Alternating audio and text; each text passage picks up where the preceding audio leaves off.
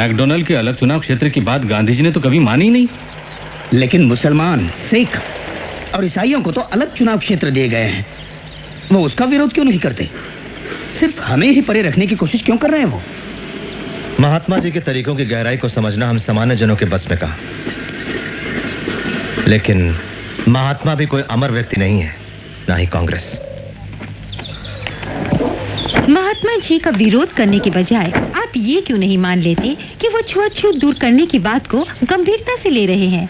बहुत सारे महात्मा हिंदुस्तान में आए जिनका उद्देश्य छुआछूत दूर करना तो था, लेकिन कोई भी सफल नहीं हुआ। महात्मा आए और महात्मा चले गए, लेकिन अछूत फिर भी अछूत ही रह गए। अम्बेडकर, अम्बेडकर, अम्बेडकर, बापूजी को बचाओ, अम्बेडकर, बापूजी को बचाओ, महात्मा गांधी जिंदाबाद, महात्मा गांधी जिंदाबाद, डॉक्टर अम्बेडकर, बापूजी को बचाओ, डॉक्टर अम्बेडकर, बापूजी को बचाओ, अम्बेडकर। आप लोग मुझे शांति से रहने क्यों नहीं देते? बहुत काम करना है मुझे। वहाँ गांधी जी खतरे में है और ये यहाँ शांति से जीना चाहते हैं। आप जाकर क्यों नहीं मिलते महात्मा जी से पूना में? आखिर क्यों? मैं जो चाहता हूँ मैंने बता दिया। मुझे काम करने दीजिए। कल सुबह मुझे कोर्ट जाना है एक केस के लिए। क्या पैसा कमाना तुम्हारे लिए गांधी जी की जिंदगी से ज्यादा जरूरी है? मैडम पेरिन और मिस्टर ठक्कर, आप नहीं जानते आप क्या कर रहे हैं। आपके नेताओं को रोजी रोटी की कोई चिंता नहीं होती होगी। अगर मैं काम नहीं करूं तो खाओ क्या, मेरा परिवार भूखों मरेगा। मुझे अकेला छोड़ दीजिए। डॉक्टर अंबेडकर, दुनिया भर से हमें तार मिल रहे हैं जिनमें गांधी जी की जिंदगी बचाने की प्रार्थना की गई है। महात्मा जी को बचाना ही चाहिए, लेकिन हमारे हकों के सामने आप गांधी जी की जिंदगी का प्रश्न आखिर क्यों खड़ा कर रहे हैं? आप चाहे तो मुझे फांसी दे दीजिए, लेकिन अपने लोगों के हकों की बलि नहीं चढ़ाऊंगा सिर्फ गांधी जी की जिंदगी बचाने के लिए। आप गांधी जी से विनती करें कि वो अपना उपोषण एक हफ्ता विलंबित करें और फिर हल ढूंढिए इस समस्या का। से बात मनवा लेने के अपने तरीके हैं, हमें भी अपनी इच्छा शक्ति दिखानी होगी। उपवास शुरू करके उन्होंने तो हमें खलनायक ही बना दिया। कौन है? बापू, धन्यवाद।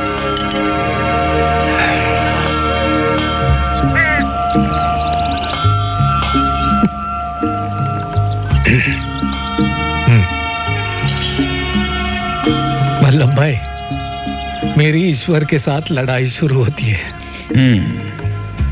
आपके आराम करने से पहले बापू, पत्रकार आपसे मिलना चाहते हैं।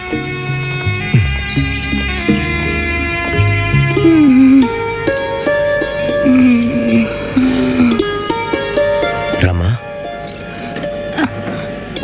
अरे आप लेटी रहो, आराम करो। आपके लिए खाना लाती हूँ। नहीं रमा, तुम मत उठो, मैं खाना लाती हूँ। लेटी रहो। तुम दवाई तो ले रही हो ना?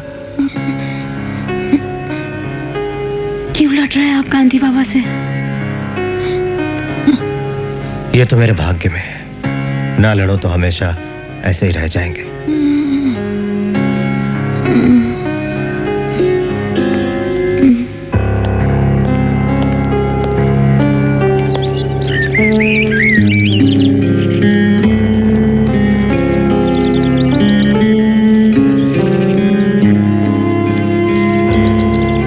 पैनल, कोई आपत्ति नहीं, लेकिन मैं डॉक्टर अंबेडकर से पहले मिलना चाहूंगा।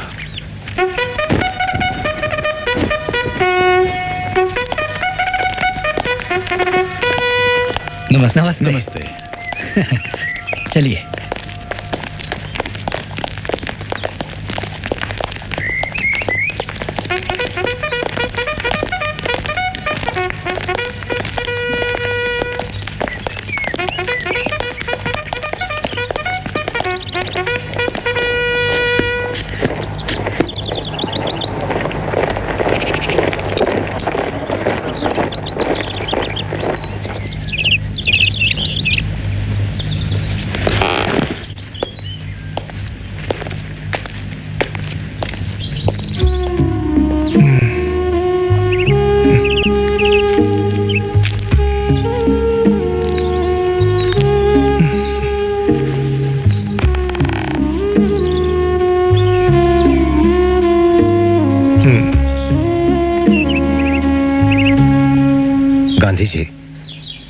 बड़ी नाइंसाफी कर रहा है हमारे साथ। यह तो मेरी मजबूरी है।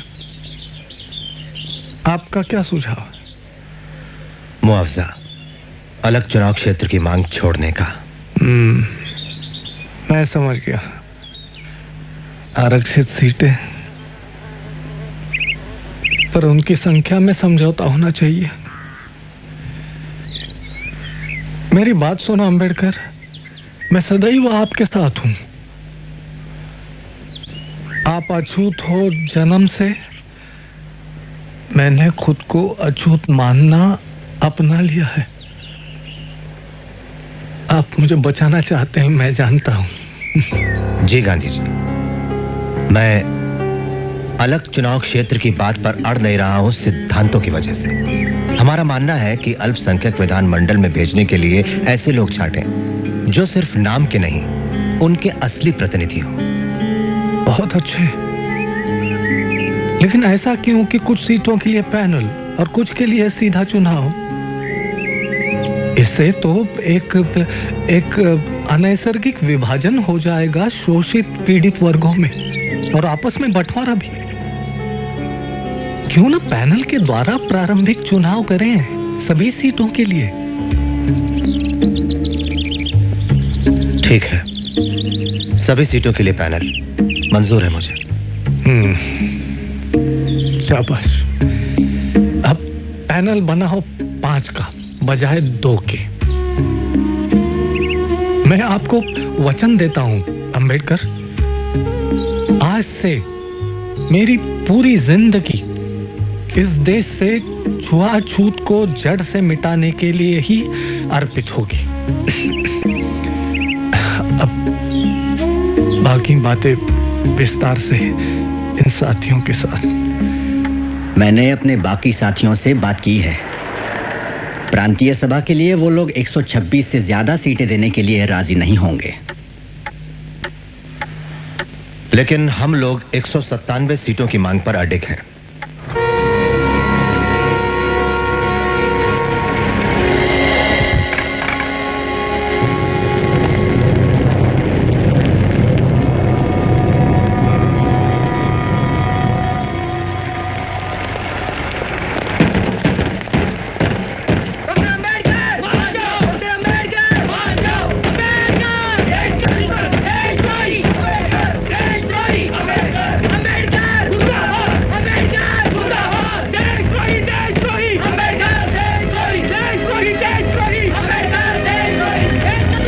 हमें धमकी भरे पत्र मिल रहे हैं डॉक्टर साहब। इस तरह जान खतरे में डालना ठीक नहीं है।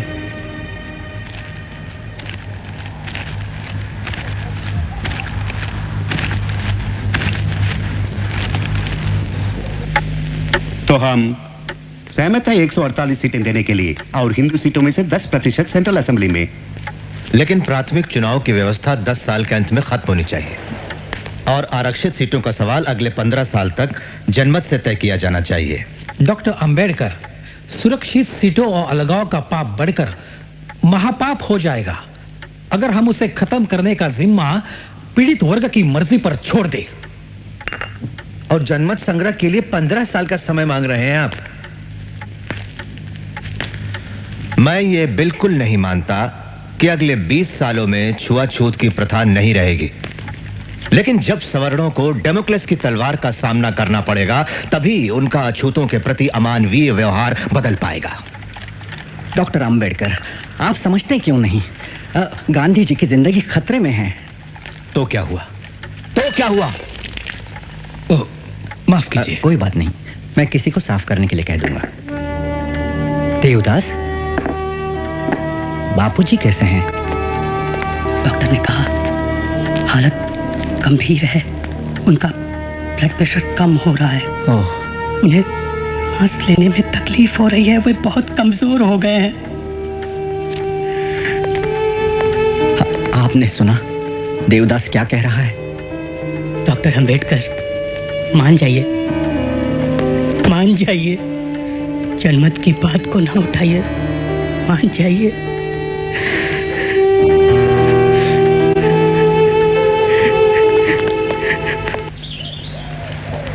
मैंने इनकी बहुत सारी बातें मान ली हैं बापूजी, 197 से 150 सीटों पर आ गया। केंद्रीय विधानमंडल में 18% और पैनल में 4। मैं मानता हूं कि इस वजह से छुआछूत की प्रथा 15 या 20 सालों में गायब नहीं हो जाएगी।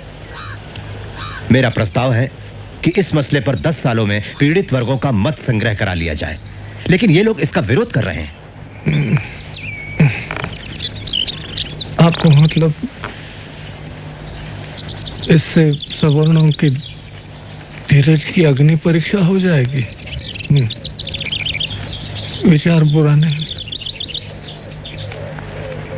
पर इतना इंतजार क्यों करें?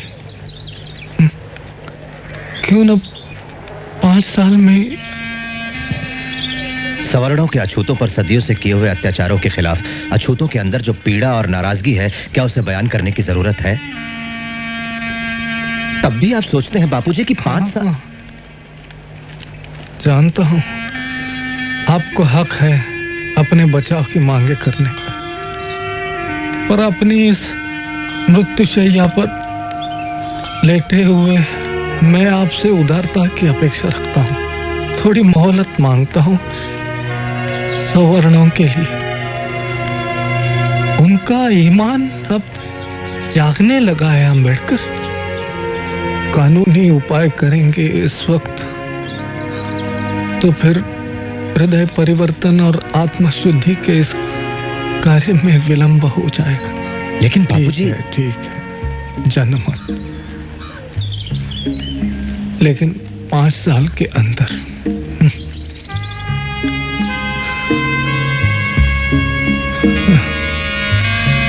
5 साल या मेरी जिंदगी।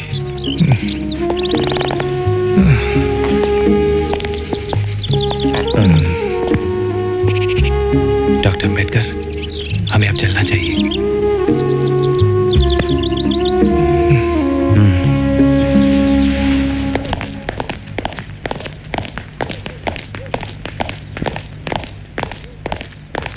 मिस्टर गांधी और डॉक्टर अंबेडकर के बीच लंबे समय से चला आ रहा आमना सामना आज आखिर पूना करार के रूप में खत्म हो गया। डॉक्टर ने इस पर जनमत संग्रह की शर्त के बिना दस्तखत करना कबूल कर लिया है।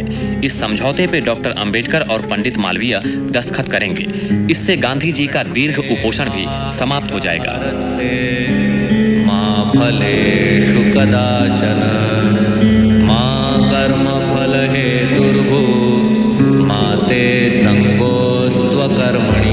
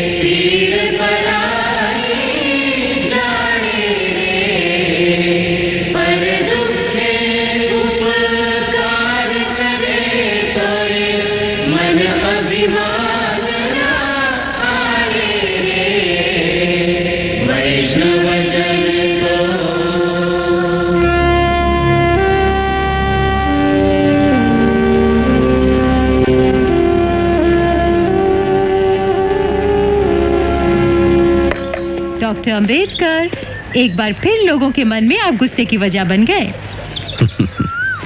मैं क्या कहूं मिस एप्स्टाइन, ये मेरा दुर्भाग्य है। इसमें कोई अतिशयोक्ति नहीं कि आज इस देश के हिंदुओं के दिल में सबसे ज्यादा नफरत मेरे लिए है।